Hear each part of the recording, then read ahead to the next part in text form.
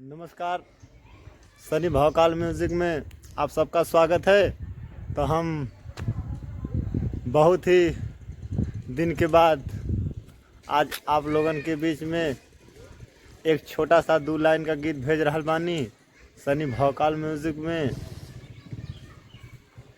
अच्छा लगी तो चैनल को लाइक करें, सब्सक्राइब करें, कमेंट में ज़रूर बताएं कि भैया कैसा लगल। बहुत ही दिन के बाद ये वीडियो आप लोगन के बीच में भेजत है। जा देखें जा आप लोगन, एगो लड़का एगो लड़की से बहुत बेपनाह प्यार कैले रहा तो लड़किया से मिले खातिर कहले से तो लड़किया का ओके बतावता।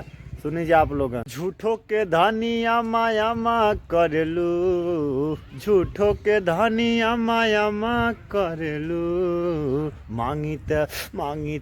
मांगी ले जब जब मना करेलू, झूठो के मांगी ले जब जब मना करेलू, काहे के धनी बहाना करेलू, अनिया जाया के रोजाना करेलू, पिंटू मनोज के जाना करेलू, ए गोरी देवे के नाही बारो जाना कहेलू, झूठो के कमर के बहाना करेलू, ये जान देवे के नाही बहाना करेलू, झूठो के कमर के बहाना करेलू। बुझो।